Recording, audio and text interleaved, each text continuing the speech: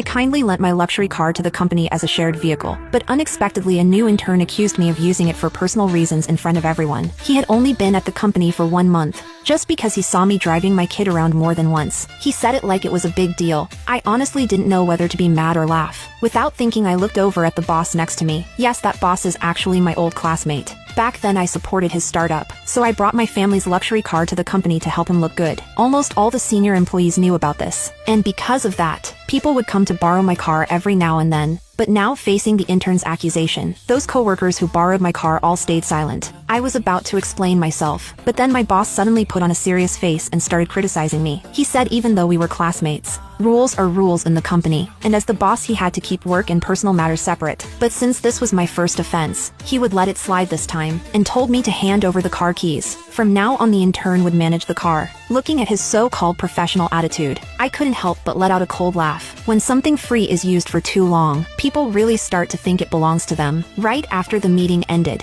the intern quickly sent out a company-wide notice about my punishment. Hearing coworkers whispering nearby, I suddenly felt a chill in my heart. A few minutes later, the intern walked into my office holding a bill. He said based on his calculation, I owed the company for vehicle depreciation over the years, plus tolls and gas, adding up to $120,000, and my boss had already signed off on it, ordering me to pay it all within 3 days. Once the intern left, I immediately called my lawyer and asked him to prepare a demand letter for unpaid debts. Then I took out a lease agreement from my drawer. Back then my classmate insisted on signing a rental contract for appearances. But because of our friendship, I never asked him for the money, since he now wanted to keep everything strictly business. Then I would settle the account with him properly. After work I went to the garage and saw the intern leading a group clearing out my car. The imported seat cushions I bought for thousands, and the handmade charm from my daughter, were all thrown outside like trash. Then he got into my car, took a selfie looking proud, and captioned it, "Hardworking girls always get lucky." After the intern left, the HR manager suddenly called me, saying my behavior had caused a bad impact, and the company decided to suspend me for reflection. Looking at the intern's new post, I couldn't help but laugh out of anger. I never thought my old classmate would go this far just to take my car. Early the next morning I went to the company, only to find my office had been taken over by the intern. The intern looked smug and told me a major client was coming for inspection, and the boss asked me to hand over all my project materials to him, and later he would drive the car to the dealership for maintenance, then go with the boss to pick up the client. Hearing that, I let out another cold laugh. Then I went to the dealership ahead of time. I told the manager my car would arrive soon for service, and once it entered the shop it had to be locked immediately. Without my permission, no one could drive it away. The manager agreed without hesitation.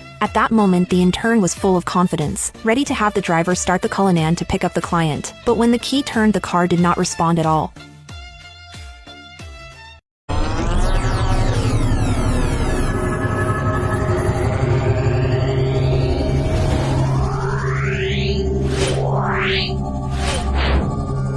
Yeah.